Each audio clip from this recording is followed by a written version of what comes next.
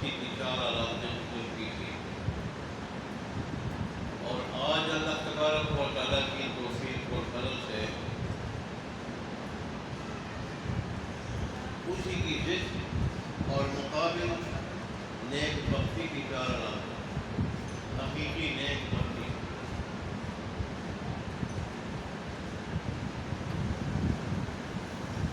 بدبختی کی علامتیں جان لے انسان سے بچ جائے تو یہ بھی سعادت ہے۔ نیک بختی کی علامتیں جان کے ان کو اپنانے، یہ بھی نیک بختی ہے۔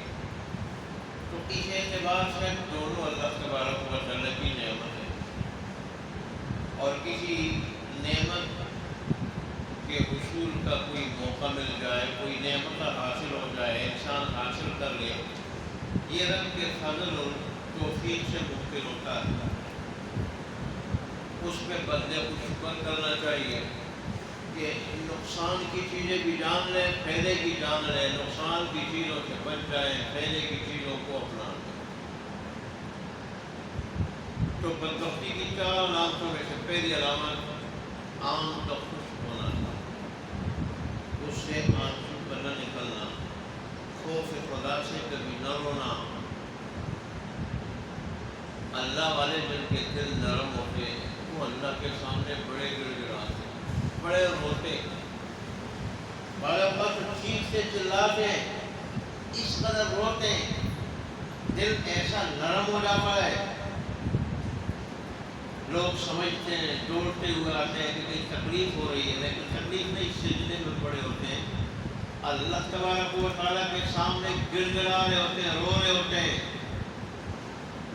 باوجود اس کے کہ اللہ کی توفیق سے زندگی اللہ کی اطاعت میں گزر رہی ہوتی ہے، زندگی اطاعت میں گزر رہی ہوتی ہے، زبان شاکر ہوتی ہے، اور دل اللہ تبارک و تعالیٰ کے خوف سے بھرا ہوتا ہے، اور عبادت کرتے ہوئے نظر آتے ہیں، عبادت کرتے ہوئے اچھے اخلاق کا مظاہرہ کرتے ہوئے نظر آتے ہیں، لوگ ان سے مل کے خوش ہوتے ہیں، ان کو پسند کرتے ہیں، اور لوگوں کو اچھے لگتے ہیں، ان کے پاس بیٹھنا اچھا لگتا ہے، اور لوگوں کا حلقہ ان کے ارد گرد رہتے ہیں، اور دن رات اللہ تبارک و تعالیٰ کے دین کی باتیں بیان کرتے ہیں، تو اس کے باوجود وہ چیخ رہے ہوتے ہیں، چلا رہے ہوتے ہیں، وجہ ان کا دل نرم ہوتا، دل ان کا نرم ہوتا، خوف خدا سے بھرا ہوتا، تو اس کے باوجود کہ پوری زندگی اللہ کی اطاعت میں گزر رہی ہے، اور وہ مصلی پہ رہتے ہیں، وہ عبادت میں وقت گزارتے ہیں، لیکن اس کے باوجود اس پہ گھمنڈ میں نہیں آتے، فخر نہیں کرتے، بلکہ سمجھتے ہوئے کہ اللہ تبارک و تعالیٰ کی عظمت کے سامنے میرا سجدہ بھی کچھ نہیں، میرا رکوع کچھ نہیں، تلاوت کچھ نہیں، میرا اس کے راستے میں اس کا دیا ہوا خرچ کرنا یہ کچھ نہیں، اس کی عظمت کے آگے دل نرم ہوتا ہے دل، تو بڑی چیزیں اللہ عطا کرتا ہے اسے، یہ سعادت کی بہت بڑی علامت ہے، بڑا کچھ اللہ عطا کرتا ہے۔ جس نے پچھلے دفعے کو کہا تھا کہ مین چیز اس میں دل کی نرمی ہے، جب دل نرم ہوگا تو پھر آنکھ بھی جاری ہوگی، دل نرم ہوگا تو پھر دنیا سے لمبی لمبی امیدیں بھی وابستہ نہیں ہوگی، دل نرم ہوگا تو پھر دنیا کی لالچ بھی نہیں ہوگی دل میں، اگر لالچ ہوگی تو آخرت کی، اللہ کی رضا کی رغبت ہوگی تو اللہ کی رضا کی، آخرت کی رغبت ہوگی۔ مین چیز میں نے کہا کہ دل کی کیا ہے، ڈر بھی ہے۔ تمہارا پہلی علامت کیا ذکر ہوئی تھی پچھلے جمعے کو؟ آنکھ کا جاری ہونا، خوف خدا سے رونا۔ اللہ کے انبیاء ساری رات روتے تھے، صحابہ کرام وہ ایران کے بادشاہ نے جب سپہ سالار سے پوچھا کہ کیا وجہ ہے سپر پاور ہم ہیں، ہتھیار جدید ہمارے پاس ہے، نہ ہمارے ہتھیار کا پورا نہ ہمارے ہتھیار کا مقابلہ پوری دنیا کر سکتی ہے، اور نہ جو ہمیں ہنر آتے ہیں جنگ کے ہنر اور جنگی مہارت، نہ ہماری مہارت کا دنیا مقابلہ کر سکتی ہے، نہ ہتھیار کا مقابلہ کر سکتی ہے۔ ہر لحاظ سے ہم دنیا میں سپر پاور ہے، لیکن کیا ہے کہ مسلمانوں کے ساتھ جب ٹکر ہوتی ہے وہ علاقوں پہ علاقے فتح کرتے جاتے ہیں، علاقوں کے علاقے، اور ہمیں شکست ملتی ہے۔ تو سپہ سالار نے کیا جواب دیا تھا؟ وہ انسانی نما کوئی اور مخلوق ہے، انسانی نما کوئی اور مخلوق ہے۔ وہ دن کو تو گھوڑے کی پشت پہ سوار ہوتے ہیں، رات کو مسلح کی پشت پہ سوار ہوتے ہیں، دن کو گھوڑے کی پشت پہ سوار ہو کے علاقے پہ علاقے کو فتح کر رہے ہوتے ہیں، اور دشمن کے لشکروں کو چیر پھاڑ رہے ہوتے ہیں، اور لشکروں کو گرا رہے ہوتے ہیں۔ انہیں لشکروں کی کوئی پرواہ نہیں، آگے کون ہے، سپر پاور ہے یا زیرو پاور ہے، اس کی کوئی پرواہ نہیں۔ وہ لشکروں کو چیرتے اور پھاڑتے ہوئے آگے نکل جاتے ہیں۔ تو دن کو گھوڑے کی پشت پہ سوار ہو کے دشمن کی پرواہ نہیں، اور رات کو مسلح کی پشت پہ سوار ہو کے دنیا کی پرواہ نہیں، دنیا کی آرام کی نیند کی پرواہ نہیں، مسلح کی پشت پہ سوار ہو کے رب کے سامنے گر گرا رہے ہوتے ہیں، اور رب کے سوا انہیں کچھ نہیں نظر آتا۔ رب نظر آ رہا ہوتا ہے ان کو، یا رب ہوتا ہے یا وہ ہوتے ہیں، تیسرا کوئی نہیں ہوتا۔ تو ان کا مقابلہ کون کر سکتا؟ اور پھر جن بستیوں میں وہ پہنچتے ہیں فاتح بن کے جن علاقوں کو فتح کرتے ہیں، فاتح بن کے وہاں پہنچتے ہیں، وہاں ماؤں اور بہنوں کی عزتیں محفوظ ہوتی ہیں، وہاں بوڑھوں کو اور بچوں کو انصاف ملتا ہے، عادل ملتا ہے ان کو۔ اور ہماری فوج جہاں پہنچی ہے وہاں ماں اور بہنوں کی عزتیں لٹتی ہیں، وہاں بوڑھوں پہ ظلم ہوتا ہے، وہاں جوانوں پہ ظلم ہوتا ہے، بچوں پہ ظلم ہوتا ہے، ہم درندے بن جاتے ہیں۔ تو ظاہر ہے اس وجہ سے ان کے پاس ہتھیار بھی ہماری طرح نہیں، وہ ان کے پاس ہنر بھی، لڑنے کا اور مہارت بھی ہماری طرح نہیں، لیکن جب ایمانی قوت ہے ان کے پاس، ایمانی قوت ہے، غیبی طاقت ہے، اللہ ان سے راضی ہے، اللہ سے تعلق مضبوط ہے، تو ان کے آگے کوئی نہیں ٹک سکتا۔ ہم سپر پاور اگر بڑے بڑے پہاڑ بھی آ جائے وہ بھی ان کے سامنے نہیں ٹک سکتے، کہ ان کے پاس ایمانی طاقت ہے، ایمانی قوت ہے۔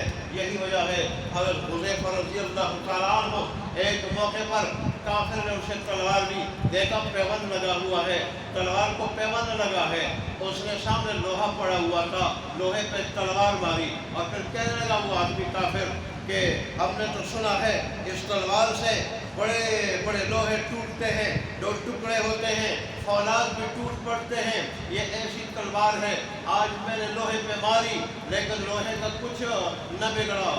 تو حذیفہ بن یمان نے یہ سنتے ہوئے تلوار اس کے ہاتھ سے لے لی، کہنے لگے برجستہ، کہنے لگے تلوار تو وہی حذیفہ کی ہے پر ہاتھ حذیفہ کا نہیں، تلوار تو حذیفہ کی ہے پر ہاتھ حذیفہ کے نہیں۔ وہ ایمانی قوت جو حذیفہ کے ہاتھ میں اللہ نے رکھی، وہ ایمانی قوت تیرے ہاتھ میں کہاں ہے؟ یہ صرف تلوار سے یہ لوہے پھٹتے نہیں، یہ لوہے جدا نہیں ہوتے، اس کے ٹکڑے نہیں ہوتے، بلکہ تلوار سے کہیں زیادہ ایمانی قوت والا حذیفہ کو جو ہاتھ ہے اس سے یہ دو ٹکڑے ہوتے ہیں، اور اس سے یہ چیرتے ہیں، یہ پھٹتے ہیں، اور ٹکڑے ہو کے جدا ہو جاتے ہیں۔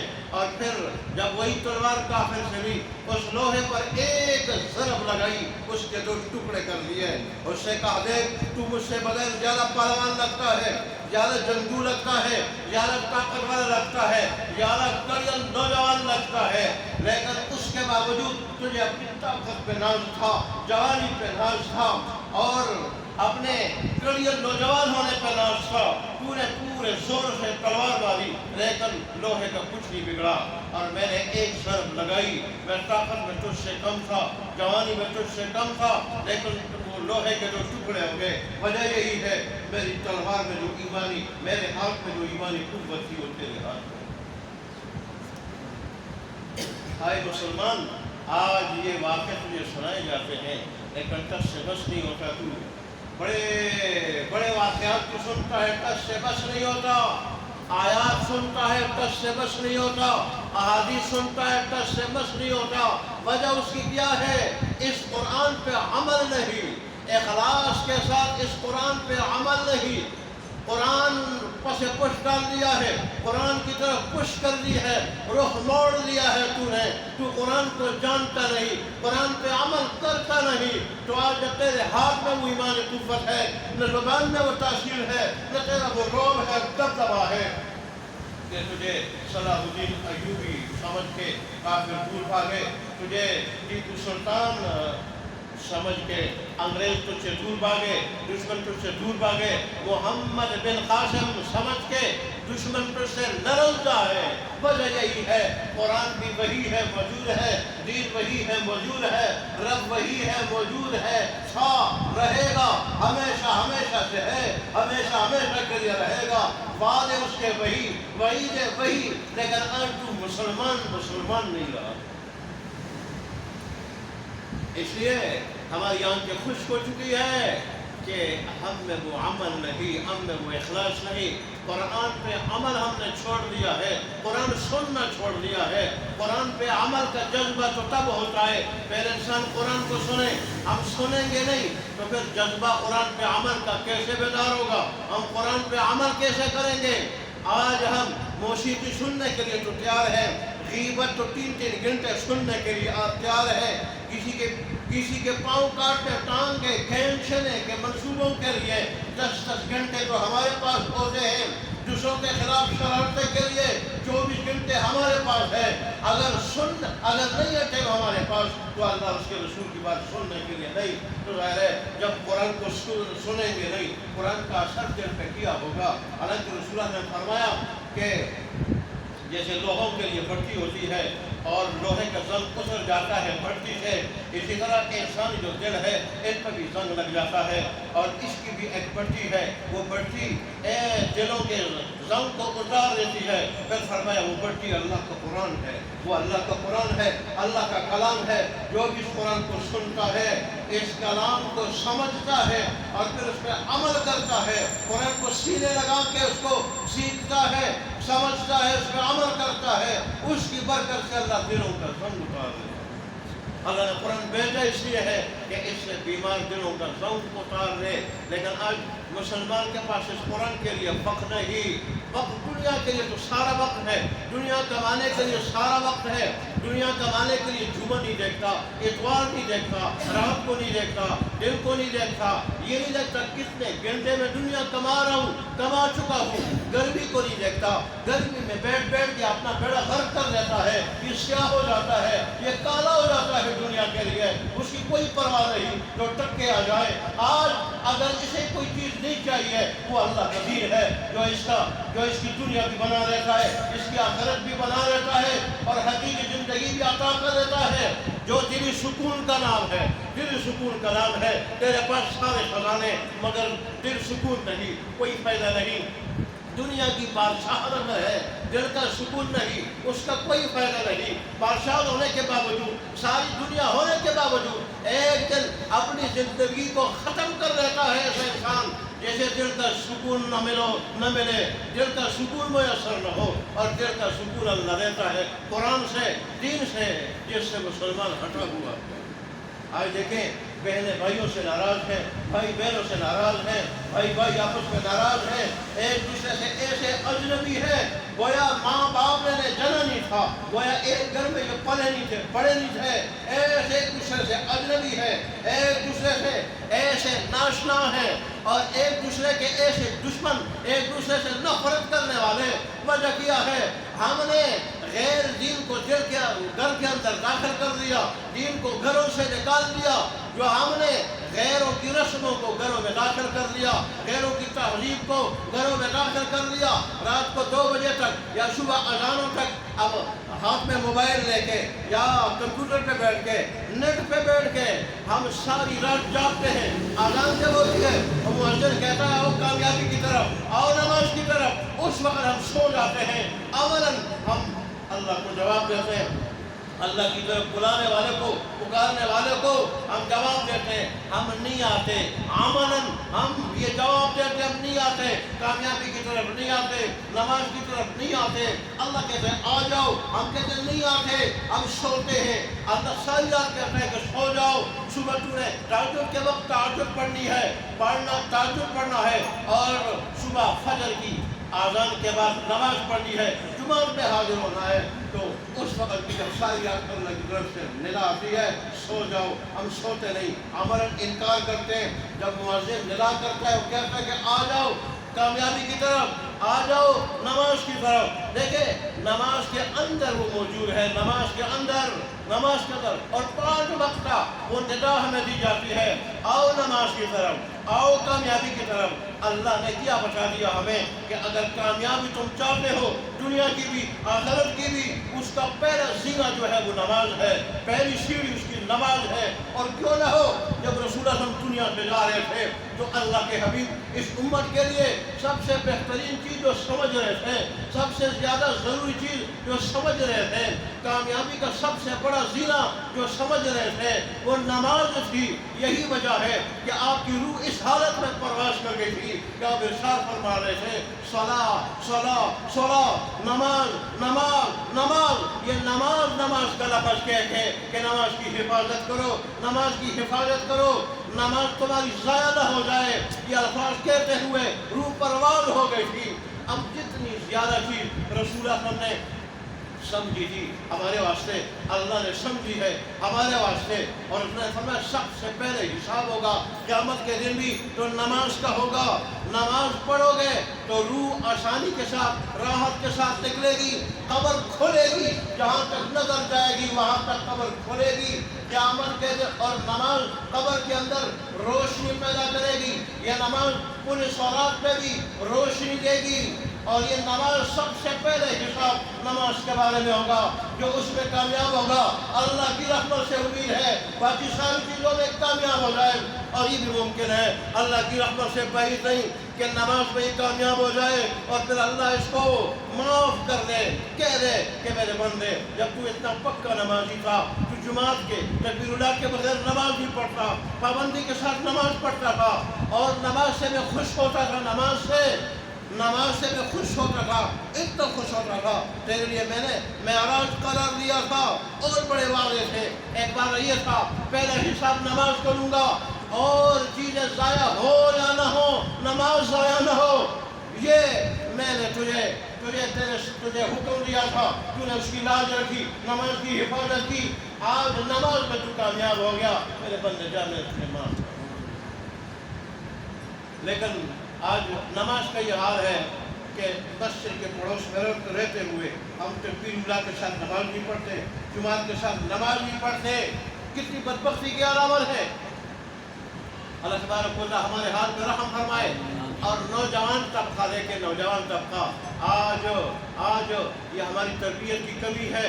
وہ ٹچ موبائل سے واقف ہے، وہ کمپیوٹر سے واقف ہے، وہ ٹی وی سے واقف ہے، وہ کیبل سے واقف ہے، وہ انگلش اسکول سے تو واقف ہے، وہ ٹیوشن سے تو واقف ہے، وہ کھلونوں سے تو واقف ہے، کھیلنے کی جتنی بھی چیزیں ہیں ان سے واقف ہے، وہ کارٹونوں کے فتنے سے تو واقف ہے، اور اگر وہ واقف نہیں تو نماز سے واقف نہیں۔ بڑے بڑے بالغ ہو کے جب ان کے بارے میں والدین سے کہا جاتا ہے، کہتے ہیں چھوٹے کوئی بات نہیں، ابھی چھوٹے، حالانکہ شریعت کا حکم تو یہ ہے جب 7 سال کا ہو جائے نماز کا کہو، 7 سال کا ہو جائے نماز کا کہو، 10 سال کا ہو جائے نماز نہ پڑھے تو پھر مارو پٹائی کرو اس پہ۔ اور وجہ اس کی یہ ہے 7 سال سے لے کے 15 سال تک جب نماز پڑھے گی اولاد، نماز سے مایوس ہو جائے گی، عادی ہو جائے گی، نماز عادت بن جائے گی، پھر بالغ ہونے کے بعد تمہیں کہنا نہیں پڑے گا، درد سر نہیں ہوگا، پھر پریشانی نہیں ہوگی، اور قیامت کے دن حساب و کتاب میں مارنی پڑے گی۔ لیکن آج ہمارا حال یہ ہے، ہم کہتے ہیں کہ چھوٹے ہیں، میں بات آدمی کس سے کرے، بات تو اس سے کرے جو سامنے موجود ہو۔ آج مسلمان کا یہ حال ہے۔ میں کہہ رہا ہوں کہ اگر گانے کی کوئی محفل لگے، اللہ ہمیں بچائے ایسی محفلوں سے۔ دیکھیں بیرونی ممالک دیکھ لیں، ملیشیا دیکھ لیں، मलेशिया देख लें और इस्लामी ममालिक देख लें, बल्कि इंडोनेशिया देख लें, शायद वहाँ हुकूमत इस्लामी ना हो लेकिन मुसलमान हैं वहाँ काफ़ी तादाद में।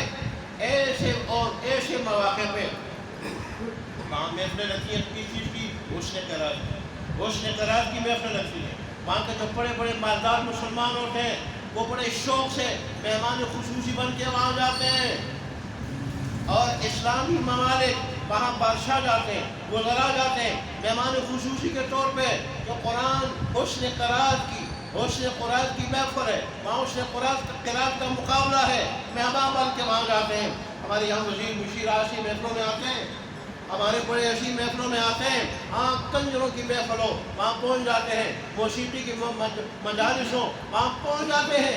और इस्लामी मुल्क हो के, मुसलमान मुल्क हो के, पाकिस्तान जहाँ दीनी तालीम के लिए पूरी दुनिया से लोग आते हैं, मदारिस की मेहनत की वजह से, उलमा की मेहनत की वजह से। अगर कि हमारी यूनिवर्सिटियों के, कॉलेजों के बच्चे आला तालीम के लिए इंग्लैंड जाते हैं, अमेरिका जाते हैं, रूस जाते हैं, जर्मनी जाते हैं और ममालिक जाते हैं। और ये उलमा की मेहनत का नतीजा है कि इस्लामी हुकूमत की सरपरस्ती नहीं, उनकी तरफ से कोई ताउन नहीं, उल्टा ताउन वालों को रोकती है हुकूमत, रोकती है। और मदारिस में तरह तरह की पाबंदियाँ हैं, लेकिन फिर भी उलमा की मेहनत है, दीनी मदारिस की मेहनत है कि पूरी दुनिया से दीनी तालीम हासिल करने की रोक पर मैं आरज़ कर रहा था, आज हम बहैसियत मुसलमान हमारी जिम्मेदारी थी कि हम बच्चों की तरबियत करते, बच्चों की, लेकिन हम उनकी तरबियत नहीं कर रहे। असल बात यह है कि हम खुद इस्लाम से पीछे हैं। हमारा अमल कुरान पे नहीं, और कुरान पे अमल कैसा हो? कुरान पे अमल का जज्बा बेदार होता है ऐसे मजमों में आने से। ऐसे मजमे में आएंगे, अल्लाह का कलाम सुनेंगे, अल्लाह के इरशादात, अल्लाह के हबीब के इरशादात सुनेंगे, जज्बा बेदार होगा कि अल्लाह के हबीब ने फरमाया कि दिलों का संग जो लग जाता है दिलों पे, और दिलों के संग के लिए अगर बढ़ती है कुरान है, कुरान की बातें हैं, कलाम है, कलामुल्लाह है। वो कलाम को हम सुनते नहीं, कुरान हम सुनते नहीं। कुरान क्या कहता है? कुरान को हम समझते नहीं, कुरान की तशरीह हदीस को हम सुनते नहीं, उलमा की बातें हम सुनते नहीं। फिर दिलों से जंग कैसे उतरे? दिलों पे जंग होगा तो फिर ज़ाहिर है दीन पे अमल का जज्बा नहीं होगा। दीन पे वो दुनिया के पीछे भागने वाले होंगे, ऐसे दिल नरम नहीं होंगे, ऐसे दिल फिर सख्त होंगे। फिर हमें नमाज पढ़ने का जज्बा कहाँ होगा?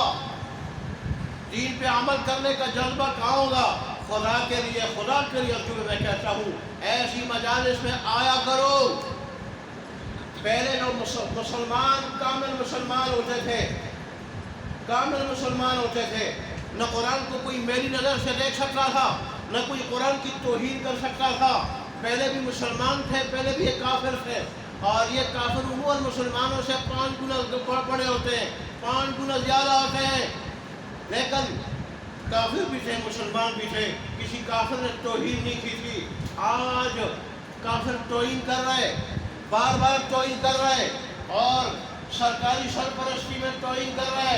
वजह क्या है? हम मुसलमानों ने कुरान पे अमल छोड़ दिया, और कुरान पे अमल इसलिए छोड़ा कि ऐसे मजमों में आना छोड़ दिया। पहले मुसलमान उलमा को सुनते थे, 3-3 घंटे सुनते थे, ऐसा सुनते थे कि गोया सरों पे परिंदे बैठे हुए हैं, ऐसे गौर से वो सुनते थे उलमा को। तो फिर क्या था?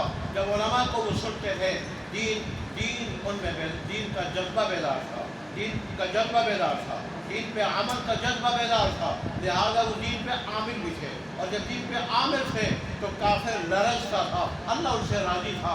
जब अल्लाह उनसे राजी था, अल्लाह ने रोक डाल दिया था काफिरों के दिलों। मुसलमान से जब अल्लाह राजी हो उसे इज्जत अता कर देता है, खैरों पे अल्लाह रोक डाल देता है, काफिरों के दिलों पे अल्लाह रोक जमा देता है। तो फिर काफिर इसको मेरी नज़र से नहीं देख सकता, न इसके कुरान को ऊपर दे सकते हैं, न दीन को देख सकते हैं, न दीन के खिलाफ कुछ कर सकते हैं।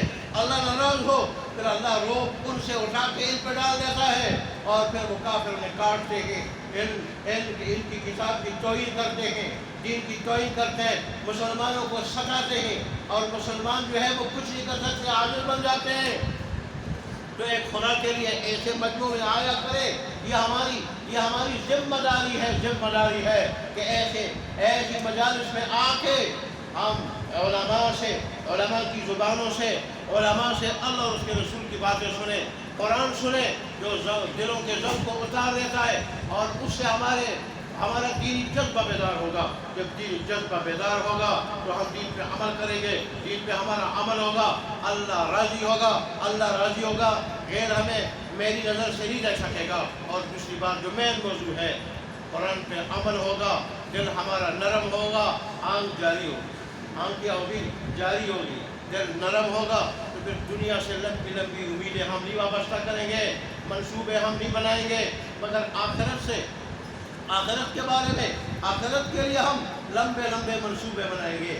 آخرت کے لیے ہمارے منصوبے سارے دنیا کے بجائے آخرت کے لیے ہو جائے کہ مجھے آخرت میں بڑا مقام مل جائے، مجھے اللہ کی کامل رضا مل جائے، مجھے جنت الفردوس میں جگہ مل جائے، وہاں کے بڑے سے بڑے زیادہ سے زیادہ درجات مل جائے۔ پھر منصوبے دنیا کے بجائے آخرت سے وابستہ ہو جائیں گے، اور آخرت کی آرزویں سارے کے دلوں میں آ جائے گی، اور پھر اس طرح دنیا کی لالچ بھی اللہ ختم کر کے آخرت کی لالچ پیدا ہو جائے گی۔ دونوں جہانوں کے سردار کے گھر میں 2-3 مہینے تک چولہا نہیں جلتا تھا، لیکن اس کے باوجود دن کو جہاد کرتے تھے، رات کو مصلے پہ کھڑے ہو کے اللہ کو راضی کرتے تھے، گڑگڑاتے تھے، اور یہی حال ازواج مطہرات کا تھا۔ وجہ دین بیدار تھا، دین کا جذبہ بیدار تھا، دین پہ عمل تھا۔ جب انسان کا، مسلمان کا دین پہ عمل ہو، پھر یہ بھوکا تو بھی خوش ہوتا ہے، یہ خیمے میں ہو تو بھی خوش ہوتا ہے، یہ معمولی پہنتا ہے تو بھی خوش ہوتا ہے، دل کو اللہ ایسے سکون سے بھر دیتا ہے۔ سب کچھ نہ ہونے کے باوجود وہ یوں سمجھ رہا ہوتا ہے میں دنیا کا حکمران ہوں، دنیا ساری غلاموں کے میرے قدموں میں پڑی ہوئی ہے۔ اللہ اس کے دل کو ایسا سکون عطا کر دیتا ہے۔ پھر آنکھ بھی اللہ تبارک و تعالیٰ کی رضا کے لیے جاری ہوتی ہے، پھر دل بھی نرم ہوتا ہے، پھر منصوبے آخرت کے لیے ہوتے ہیں، اور لالچ اگر ہوتی ہے وہ آخرت کی ہوتی ہے۔ بہرحال پچھلے جمعے کو میں نے بتایا تھا بدبختی کی علامتیں 4 ہیں۔ ایک آنکھ کا خشک ہونا، اس کو جاری کرنے کے لیے ایسے مجموعے میں آنا، اور اس سے اپنا دین پر عمل کا جذبہ بیدار کرنا، تو اس سے پھر کیا ہوگا؟ ہمارا دل نرم ہوگا، تو پھر آنکھ بھی کیا ہوگی؟ ڈوبی جاری۔ اور دوسرا میں نے آپ کو بتایا تھا دل کا سخت ہونا، اور میں نے یہ بھی بتایا تھا، میں کیا بتاؤں گا، اللہ اس کے رسول نے یہ باتیں بتائی۔ علماء یہ کہتے ہیں کہ دل جب سخت ہو تو یہ ہر برائی کی جڑ ہے، پھر ظلم اس دل میں، حسد اس دل میں، کینہ اس دل میں، تکبر اس دل میں، اور کفر اس دل میں، شرک اس دل میں، گمراہی بدعت اس دل میں، اور دوسرے کا حق دبانا وہ اس دل میں، آخرت سے غافل ہونا اس دل میں، دنیا کا پجاری ہونا وہ اس دل میں۔ جب یہ دل سخت ہو جاتا ہے اور ایسے پھر اور برائیاں بھی، پھر دنیا کے ہی منصوبے بنتے ہیں۔ آج دیکھیں مسلمان کا کیا ہے، دنیا کے لمبے منصوبے، اور وہ منصوبے بناتے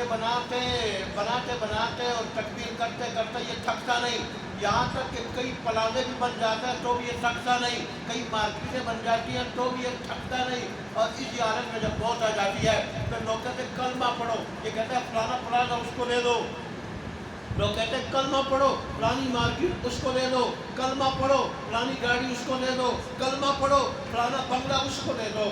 اور ہمیں علماء نے پوری زندگی بتایا تھا کہ اگر پوری زندگی میں، دنیاوی زندگی میں، پوری زندگی میں رب کو یاد نہ رکھا، آخرت کو یاد نہ رکھا، تو پھر موت کے وقت بھی رب یاد نہیں ہوگا۔ موت کے وقت لوگ کلمہ پڑھائیں گے، یہ مال جائیداد تقسیم کر رہا ہوگا، اور پھر یاد رکھنا جس سے دنیا میں رب کو نہیں پہچانا قبر میں بھی نہیں پہچانے گا۔ فرشتے کہیں گے تیرا رب کون ہے؟ اگرچہ دنیا میں عربی جانتا تھا، یہ دبئی میں رہ گیا تھا، یہ سعودیہ میں رہ گیا تھا، یہ جدید عربی فرق بولتا تھا، ایسی بولتا جیسے علماء نہیں بول سکتے، لیکن اس کے باوجود قبر میں جو فرشتہ پوچھے گا مر رب تو کون، تیرا رب کون ہے، یہ کہے گا ہاں افسوس میری جان، وہ کہے گا ماجین تیرا دین کیا ہے، یہ کہے گا، یہ پھر وہی کہے گا ہاں انا ادری، ہائے افسوس ہے افسوس میں نہیں جانتا۔ اور کہے گا من نبی، جو تیرا نبی کون ہے، پھر وہی کہے گا ہائے افسوس ہے افسوس میں نہیں جانتا۔ موت کے وقت بھی نہیں جانے گا، قبر میں نہیں جانے گا، اور پھر قیامت کے دن اللہ اس کو نہیں جانے گا۔ اللہ کہے گا جیسے تو دنیا دین سے اندھا بنا ہوا تھا، خود سے اندھا بنا ہوا تھا، آخرت سے اندھا بنا ہوا تھا، آج تجھے اندھا کر کے اٹھاؤں گا۔ قرآن کہتا ہے ایسا آدمی جس کا قرآن پہ عمل نہ ہو، پوری زندگی اس نے قرآن کو جانا نہ ہو، قیامت کے دن اندھا اٹھایا جائے گا۔ دنیا میں تھوڑی دیر کے لیے اس جہان میں آنکھ بند کر دے، سارا جہان اندھیر ہو جاتا ہے، انسان کتنا پریشان ہو جاتا ہے، وہاں اس کو اندھا کر کے اٹھایا جائے گا۔ یہ کہے گا اللہ میں تو بینا تھا، میں تو دیکھتا تھا، مجھے کیوں اندھا اٹھا کے